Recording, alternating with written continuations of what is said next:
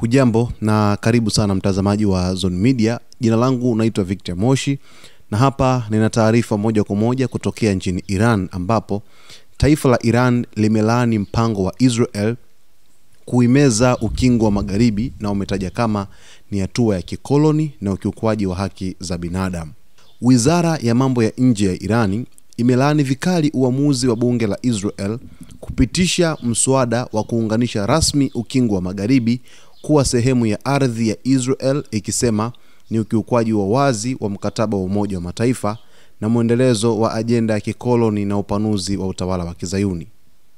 Msemaji wa wizara hiyo, Ismail Bagei, alisema hatua hiyo ni hatua nyingine katika uhalifu na upanuzi wa kikoloni wa utawala wa Kizayuni, akisisitiza kwamba ni muendelezo wa zaidi ya miaka 80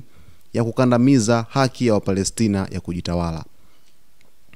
Bagei aliongeza kuwa uamuzi huo unakiuka misingi ya sheria za kimataifa, hasa zile zinazolinda haki ya mataifa kuamua mustakabali wao.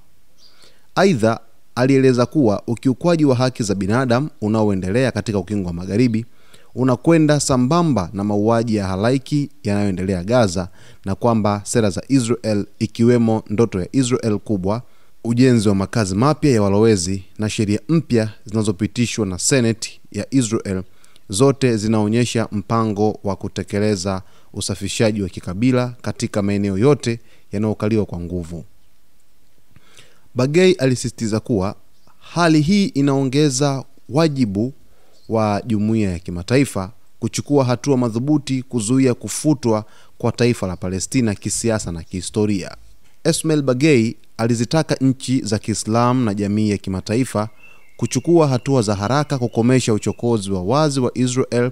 dhidi ya haki za kihistoria za taifa la Palestina, huku akiomba Umoja wa Mataifa kutekeleza wajibu wake wa kuzuia ukiukwaji wa haki za Wapalestina unaoendelea. Irani imeibua upinzani mkali dhidi ya uamuzi wa bunge la Israel, yani Senate, kupitisha muswada wa kuunganisha ukingo wa magharibi kuwa sehemu ya ardhi yake,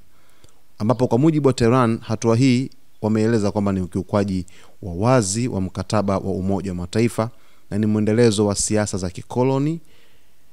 ambazo Israel imezifanya kwa miongo kadhaa dhidi ya taifa la Palestina. Taifa la Iran linatazama uamuzi huu kama sehemu ya mpango mpana wa utawala wa Kizayuni wa kupanua mipaka yake na kuhalalisha ukaliaji wake wa kijeshi, jambo linalofuta kabisa dhana ya suluhu ya mataifa mawili kati ya Israel na Palestina ambayo yamekuwepo kwenye mgogoro kwa miaka mingi sasa hivi, na bado mgogoro unazidi kuendelea mpaka hivi sasa, ambapo msemaji wa wizara ya mambo ya nje ya Iran, Ismail Bagei, ameeleza wazi kwamba uamuzi huo wa Senate ni hatua nyingine ya uhalifu na upanuzi wa kikoloni wa utawala wa Kizayuni, na ameeleza kwamba hatua hiyo inaendeleza miaka 80 ya kukandamiza haki ya Wapalestina ya kuweza kujitawala, jambo ambalo linakiuka misingi na sheria za kimataifa inayotambua haki ya kila taifa kuamua mustakabali wake kwa ujumla. Kwa mtazamo wa kidiplomasia ni kwamba Irani inatumia tamko hili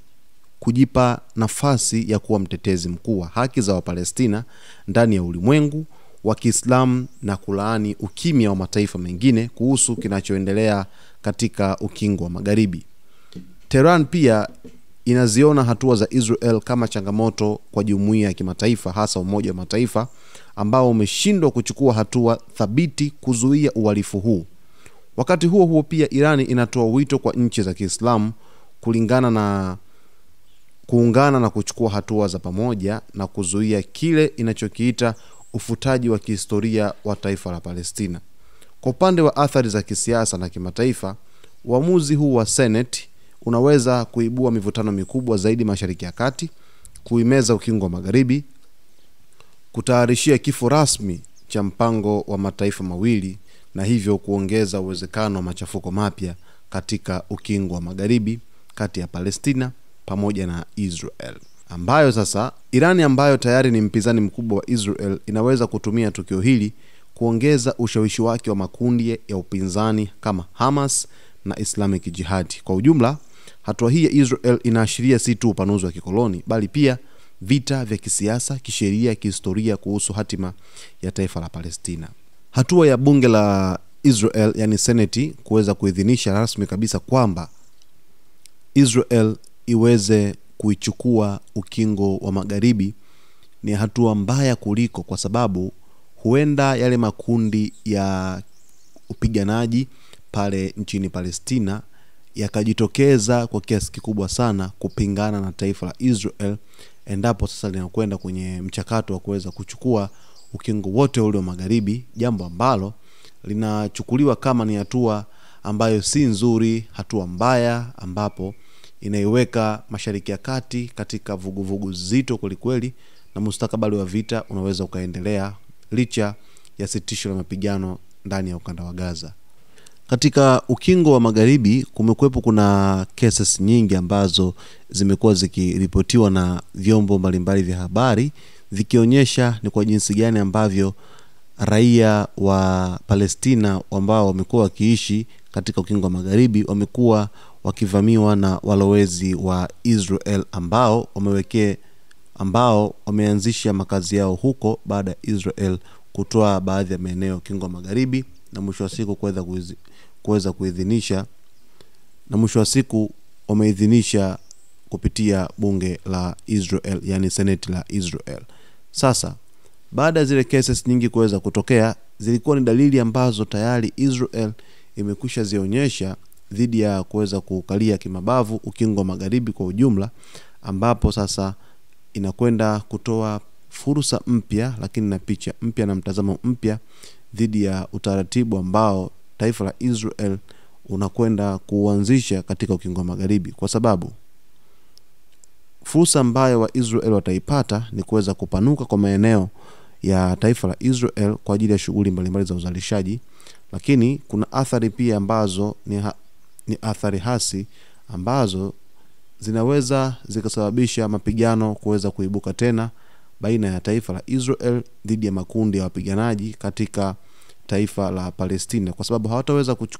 kuona ardhi yao inaenda hivi, ardhi yao inazulumiwa kwa wanachokiamini wao. Mwisho wa siku chokochoko zinaweza zikaibuka tena kati ya wanamgambo mbalimbali kama Hamas, lakini Islamic Jihad na makundi mengine ya Qassam Brigades huko katika ukingo wa magharibi nchini Palestina. Kuna vitu vingi sana vya kuweza kuvitazama dhidi ya mgogoro huu ambao sasa unakwenda kuwa tishio katika ukanda wa Mashariki ya Kati, lakini maamuzi pia ndani ya serikali ya Waziri Mkuu Benjamin Netanyahu na bunge zima la Senate nchini Israel kuweza sasa kufanikisha huo mpango wa kuweza kuadhimia kwamba wanakwenda kukalia upande wa ukingo wa magharibi kwa asilimia zote. Sasa mtazamaji wetu, kwa taarifa nyingi zaidi usisahau kusubscribe channel yetu, kulike, kucomment pamoja na kushare.